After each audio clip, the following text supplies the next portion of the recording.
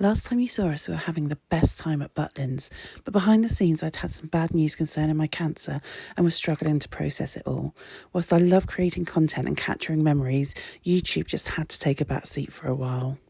During my time away from YouTube, a lot has been happening, and I did continue to film. I thought it would be nice to do an update and share what's been happening over the last few months. So let me start by sharing the day that I had some bad news. Good morning, everyone. It's Sunday, the 17th of August, and for the last 2 days, I've been pretty rubbish as I got my results back from my latest CT scan, and it's not the best news. It's not the worst news, but it's... Christ knows why I said that, as it was the worst news, as you can see from these recent events. The news I feared but wasn't surprised was that my cancer had progressed, which had promoted me to stage 4, now incurable. Hey everyone, and welcome back to the channel. For those who haven't been here before, my name's Anna, and it's been a little while. So it's been about 6 months since I last posted on YouTube, and I think that was our Butlins videos maybe. And what I didn't say obviously at the start of those Butlins vlogs is that I had just had some news about my cancer. For those who don't know my cancer story, I'll just have a quick run through now. So trigger warning, I am going to be talking about cancer today because I wanted to get on here and just do a little update. I didn't want the channel to end this way. I wanted to say I am still here, I have news, and I'm not dead yet, so that's good. So a very brief run through. In June, I think, of 2024, I was diagnosed with bowel cancer. I had a higher anterior a higher anterior resection of my bowel, which means they basically took the cancer out, the stuff around it, sewed it back together, and then I was found that the cancer cells had invaded the lymph nodes, blood vessels and nerves. So I had 3 months of Capox chemotherapy, which in theory should have mopped up any kind of stray cancer cells. I was at high risk of it coming back because of the lymph node and blood vessel involvement, but you know, Capox chemotherapy is quite brutal, so the hope was there that it was going to mop up any stray cancer cells. However, at my yearly surveillance scan, it was found that it was spread into my peritoneal. At that point, I think it was on my appendix and one peritoneal nodule. The decision was taken at that point. I think it was quite a stormy MDT about me. So one half sort of said, well, we watch and wait. Fortunately, a consultant kind of didn't agree with that, and he referred me on to Basingstoke because where my cancer was, it can't be cured by chemo alone. It may be stage 4, obviously, so in effect incurable, but there is an institute in England, like Basingstoke. There's a couple actually. One's at Basingstoke. It's the world leading institute for peritoneal mets and cancers like malignancies. And basically they just take away everything, like your peritoneal, any organ that could be affected by the cancer in the future, because of course once it's spread through the body, you have to imagine it's almost like seedlings, or like there's cancer cells probably all over the place. So anyway, the consultant made a referral onto me, onto Basingstoke for me. Unfortunately, they got back and said, no, we want a rescan in 3 months. So in those 3 months I was left with no treatment, with nothing, and the scans then showed that it spread like wildfire all within that cavity, and unfortunately they gave me the wrong results as well, so I couldn't understand why Basingstoke came back and said no again, because I was like, but it hasn't grown. And then when we kind of went back through things, someone unfortunately gave me the wrong results and said I had no new disease, and so that was kind of an upsetting time, but we got through that. And what Basingstoke suggested was that I have some chemotherapy, because really they want to see now if the cancer would respond, if I'd have a systemic response, because there is no point putting someone through the major operation that they would do. It's actually nicknamed the mother of all surgeries, for then it to come back, which it will come back. And you know, there's no chemo or anything to treat it. It would just be a cruel thing to put someone through. I'm not going to lie, the prognosis for peritoneal mets is not good. I do know 2 people that were diagnosed at the same time as me, and very sadly they died at Christmas. So you know, I feel it's horrible. It's just such a scary thing, really. So I do feel really fortunate that the chemo that I'm on, I ended up with a fantastic oncologist who really advocated for me, and yeah, start chemo, and I've had a partial response, which is brilliant news. But anyway, going back to originally, Basingstoke said no, so go and see the oncologist. She was kind of horrified that no one had contacted her in the first place once they found that I'd had this spread, but however they didn't. I was still under the surgical team, and she was really good. She said I would lose my hair, which she was very sad about, but it's still hanging on in there. I don't know. I'm like cycle 6 now. And yeah, I've had to have it cut off because it just died a little bit, but I've still got that. And yeah, the oncology team have just been wonderful. You might have seen, if you follow me on other social medias, that I did do a GoFundMe for, it's a medication called bevacizumab, because I have a CRAS 12 UK, like a mutated CRAS. It's like the CRAS 12. It's actually also a very aggressive cancer, so the odds kind of stacked against me, and it doesn't respond to like immunotherapy, so you're really limited with treatment options. However, there is one called bevacizumab. I was really pleased because the nice like guidelines changed around this drug in December of 2025. So I thought, I'm going to be able to get that funded, because previously you'd only get that funded at the very last resort when all else has failed, and what it does is maybe extend your life by a few weeks, a couple of months. But however, that changed. Now they're recommending it for use in first line, so I did think, ideal, going to get this funded. So actually I mentioned this before I started any sort of treatment. And my oncologist, she did do the sensible thing. She wanted to speak to people at Basingstoke, because that was my goal, to get me to surgery. And she went to, I think it was like the colorectal forum of experts. And by the time they got back and said, yes, give it, because the benefits outweigh the risks, because it is quite a high risk drug as well. All sorts of nasties can happen. But unfortunately, my chemotherapy had started. And although this isn't a clinical decision, it's more like, I suppose, protocol policy and where do they cut the funding.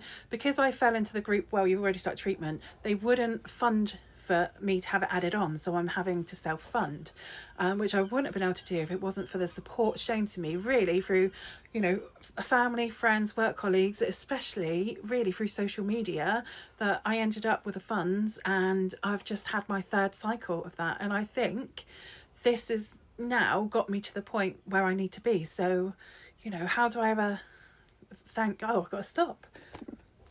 Oh my goodness, I never get emotional or upset, but yeah, how do you, you know, how can I ever repay all those people that have probably saved my life, or at the, you know, the very least, they've extended it. All I can do is say, you know, I will pay it forward for as long as I'm able to, and advocate. And I do, I get onto a lot of the bowel cancer groups and cancer groups. You know, I am a nurse as well, and I'm always trying to help and give advice. But yeah, it is the, you know, how kind are people and what a difference it's made to my life. And this brings me to my latest update. So yeah, at my 4th round of the chemotherapy and the bevacizumab, all my tumour markers were coming down. So I think they started at 49, and currently they're at 9. So that showed that my body was having a great response. And surprising, because when you've got Mets where mine are, and it's extensive, there's a lot. I mean, it's in my peritoneal, my retroperitoneal, it's on my liver, I think, capsule, it's in my hips, it's in my pelvic gut. There's so many places. So to see those markers coming down, I was getting quite positive. And then I went for a scan, and the oncologist, I was dealing with a different oncologist at this point, because mine is away for a bit, and they're really good. They're like, right, how do you want your results? What day do you want them? We will ring you. And I thought, well, that's taken away so much anxiety, because usually you're just waiting for a letter to come through the post, and you know, it's just such, I think that's the worst time, waiting for results. But anyway, I actually got a telephone call a day earlier than expected from the oncologist, and he talked through all my scans and said I had a partial response, which doesn't sound as good as a complete response, but wouldn't expect that. And as I say, this cannot be treated with chemotherapy alone, because some of the cells won't be kind of like reproducing, the cancer cells, they'll be there, so the chemo won't be able to get into them, kind of basically. But the partial response is more than what Basingstoke want to see. They want to see stability. So the fact is, every one of my tumours has shrunk. which is just incredible. And I didn't even know how to take that news, because it's almost been 2 years of just one, or like bad news, more bad news. Oh, it's aggressive, it's here, it's there. So I was yeah, blown away. And they reassured me, they're like, we've already sent everything off to Basingstoke to get them to look at your case again. And they did say, and we will badger them. Wow, it was only a few days later. I'd actually gone out to catch up with some work friends, and my phone rings. We're in a 50s diner eating burgers, so not really, the healthiest of things. And it's saying Basingstoke, so I'm like, oh my god, and I missed the call. And they called back and they said they want to see me in April. So I was just so relieved, because every time they've said no, not yet, but they want to see me, so I have to go to Basingstoke. Within a day or so later, they rang again and said, actually, we want to see you earlier, and I'm going there tomorrow. So yeah, so they've brought it forward. I am taking it as a positive, because previously they've just said absolutely no. Yeah, I've not been able to get an appointment there. They've not want to see me. So the appointment, I've got to take someone with me, because there's going to be lots of information. It's going to take about an hour, and they're going to discuss treatment options. So I'm really hopeful, that they can say that they want to do a CRS, so that's like the cytoreductive surgery. So they'll open me up, as I say, take away any organs I don't need, scrape where they can see the cancer, and then follow that by a HIPEC, which I can't remember what it stands for. Hyper into I can't remember, because I've got brain fog. I've got chemo brain fog very badly. But anyway, they fill you full of the chemo and heat it up. So in theory, that will destroy any microscopic cancer cells. Now, my understanding is, although I'll know more tomorrow, they can do this. It's a major surgery. I think you have time in intensive care afterwards. You're in hospital maybe for 3-4 weeks, but it'll be worth it. I don't think they can promise like this is a cure. But I know people who have had it and they've had their life extended by years with no recurrence. So they've stayed with no evidence of disease. Unfortunately, as well, I know others that have had it and it's come back within 6 months. But I think whatever the outcome, hopefully, I am going to have some more time. I'm not going to have, the original prognosis. If I hadn't had any treatment, I don't think I'd be here now. I don't think I should be here now. And I think if that chemo hadn't worked, given that the cancer is very close to my small bowel, so if I'd gone along with that chemo plan and it hadn't worked like the previous one, they would have just carried on growing, because they were growing so big, like the cancer was growing and doubling. And I think parts of my bowel and other things would be blocked off. And, I think I just don't think I should be here. And I'm, just feel so blessed that I am here. People say when you've got cancer, keep fighting, stay positive. Well, it doesn't matter. You can't fight harder. There's nothing you can do really apart from, listen to your oncologist, get through the treatment you best you can.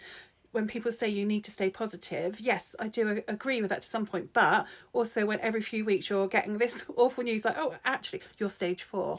Actually, this isn't curable. And actually, this could happen, that could happen. You can't just be like, yes, but I'm so positive, because it almost becomes toxic. So my bit of advice for anyone, or from my experience, the hardest thing, because at one point it's like I'd accepted, this is going to kill me. The hardest fight, and the thing that you must fight for, is how you live, kind of knowing that you're dying, for as morbid as that sounds. It's like, my life has changed massively. I can't just go here, there and everywhere. I'm not at work at the moment. I went to work until, I think one of my last shifts, the other nurse I was working said, I think we probably need to call an ambulance for you. And I thought, I can't do this anymore. I can't look after other people when, really I'm getting sicker and sicker. So just to actually come away from work and focus on me and that time with my family, that was really important. And I think that's important for other people going through this journey. Just remember, just have that time with your family, and work can always take a back seat. Financially, you just think, how the hell am I going to manage? But somehow we just do. And there is support out there as well. So I know Macmillan are very good at advising people, what financial support there is. And yeah, I'm poor, but, I'm having time with my family.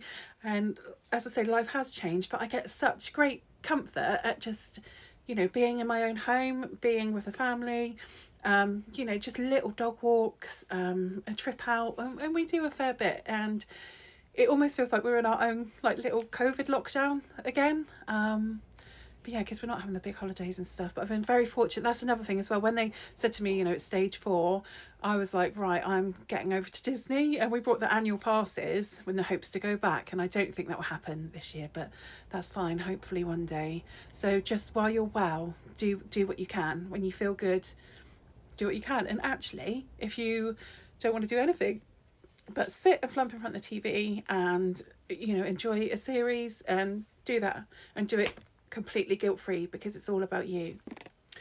I appreciate this is probably a lot of rambling on, but I did just want to do an update.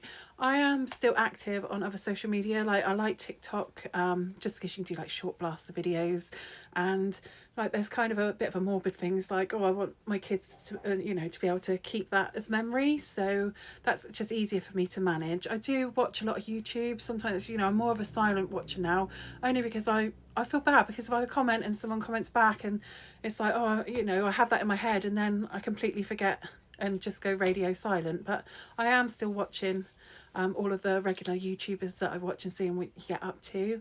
I wanted to do this post and give you an update. I'm very happy to answer any questions or offer any support for anyone if I can going through the same thing. I'm always here, you know, to chat. And I've also, what I was doing was going through my phone last night and I found like the rest of the Butlins vlogs, and I found like some autumn ones we'd done, and I thought, you know what, I might just upload them. So if you're wondering why, oh, that's a bit random, it's last year. For one, I can get that footage off my phone and it's memories for us as well. So yeah, so that's where we stand at the moment. So currently stage 4 cancer, not curable, but potential surgical salvage, which means I think of it like a National Trust property. They're going to salvage me, hopefully back to some sort of health. And I'm going to go and see them tomorrow. Going to have a little look around Basingstoke. I'm going to stay in a hotel, so that's exciting. And I will come back and update you all.